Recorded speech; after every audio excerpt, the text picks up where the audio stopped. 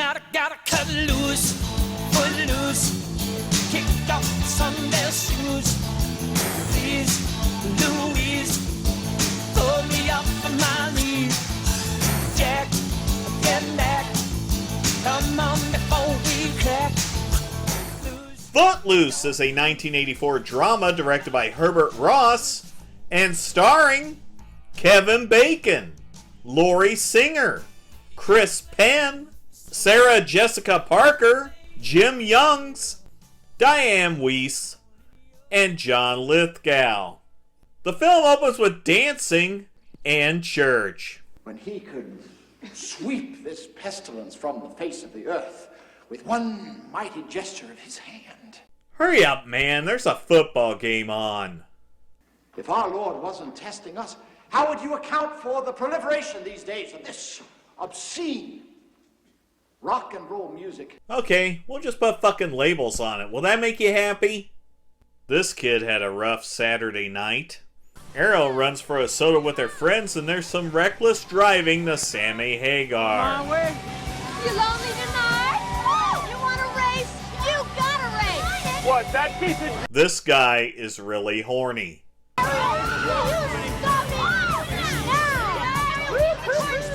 That's a bad idea. And it just got worse.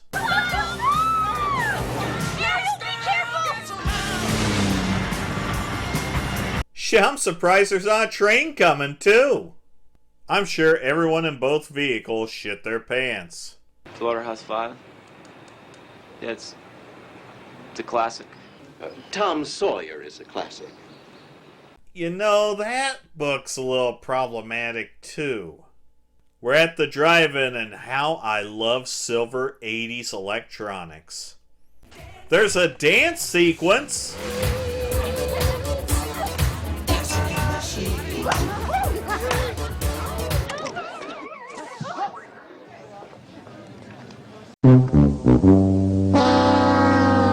think you might want to dress down for now. Well, I like the type. September, when you go off to college, you can dress like David Bowie. Ziggy Stardust? Ren's first day goes as expected, culminating some hazing by Willard. Hey, I like that hat, man. You sell men's clothes? Where you got that? Willard, come on. Here's some sexual tension. The guys get invited to the ladies' table, and there's some town exposition. Dancing? There's no dancing, right? That's right. What? It's illegal. Started when a bunch of kids got killed in a car wreck. In 1984, it cost $2 to fill up this car. This is profiling. Jim Kent. Hey, I just bought that. Hey, you're playing it kind of loud, weren't you? Thought only pansies wore neckties. I thought only assholes use the word pansy. Burn. Ren gets a job and some advice. They're always going to worry about you. Screw them. And this is only one little corner of the world. Then Ariel shows up and makes a date for a pissing contest with Chuck. People think she's a hellraiser. Is she? I think she's been kissed a lot. By the looks of her fly, they're doing more than kissing. Ren and Chuck then have a chicken race with tractors. Come on, it's 1984. Can't you fuckers have a knife fight?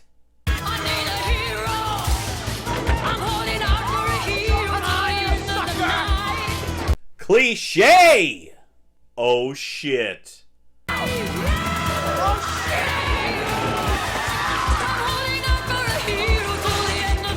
My tractor!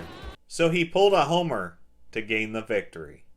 On Monday, Wednesdays, and Thursdays, he works at the Bemis Mill till 6. Whoops! You already knew that, right? Mm-hmm. Okay, he hasn't dated since he's been in town. This is stalking. Is that a marijuana cigarette? It's a setup that winds up getting flushed. Ren splits and it's time for a dance sequence and a previously on Footloose montage in case some of you arrived late. Ariel discovers him and she takes him to a junkyard. I'll sing to you of silver swans, of kingdoms and carillons. I'll sing of bodies intertwined underneath an innocent sky. At least it's a release for pent-up creativity, as opposed to the usual graffiti, which is a bunch of crudely drawn dicks. Then when the train comes, you make freak out like crazy. This chick is thirsty. There really isn't much to do in this town. Dad? Have you been drinking? No. Are you smoking something? Snorting, shooting. Car wash bonding leads to Willard giving Ren an idea. Hey, that's it. The dance. The gang heads over the state line to check out an actual club. All been missing. Ren, I know you're not going to let Willard fight, right? I don't fight. He's going to fight. Willard reveals he can't dance, so Rusty is forced to sit there as Ren and Ariel dance the night away. Fuck that shit, she's hitting the floor. Here comes the fight. Technically, he didn't throw any punches, unless you count that moment when he hit the ground. On the way home, there's some dead kids on the bridge exposition, and it's revealed that one of them was Ariel's brother. The next day, Ariel gets busted out, and everything is laid out in the open, ending with some domestic violence. Look at those gas prices. Ren is going to have to plead his case to the town council, but first it's a learn to dance montage. This was found in one of the athletic lockers over at the school. A book like this should be burned. What the fuck?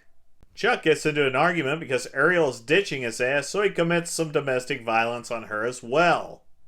That's the kind of behavior you would expect from a guy with horns mounted to his truck.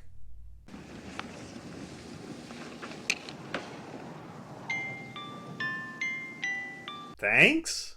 And they finally press their lips together. I just know that when kids dance together, they become sexually irresponsible. Honestly, dude, at that age, everything is sexually irresponsible. Ariel delivers the power of Christ to Ren as these gentlemen open the window at Ren's house. Yeah, fuck dancing, but throwing rocks through windows in the middle of the night, that's A-OK!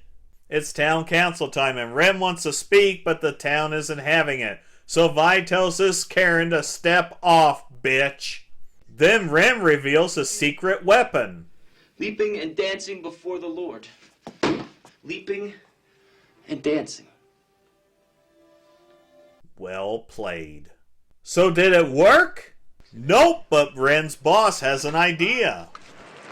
Now, I figure if the Beaumont fire trucks can't cross these tracks, well, neither can the long arm of the law. Yeah, what about the long arm of Reverend Moore? I'm no saint, you know. It is my duty to look after the spiritual growth of you. I'm not even a virgin. Don't you talk like that in here! Thank God this awful conversation is stopped by a book burning! The Reverend and Ren have a meeting, and at church he gives his blessing for the dance. Hopefully none of the townsfolk attempt to burn these kids alive. There's some setting up with Chuck causing a fight, and then the film ends with a dance montage. For years I considered Footloose an unbelievable premise for a film. I knew there were towns like this, but not to the degree of ripping arcade machines out and burning books.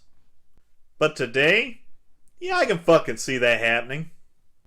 Taken to its basics, it's the age-old battle between youth and authority. Us versus them, because they don't understand. They were very successful with this film, meaning there were numerous rip-offs that followed it, with minimal success. It's a good movie, but it feels like it's trying harder to sell the soundtrack, as opposed to telling a story.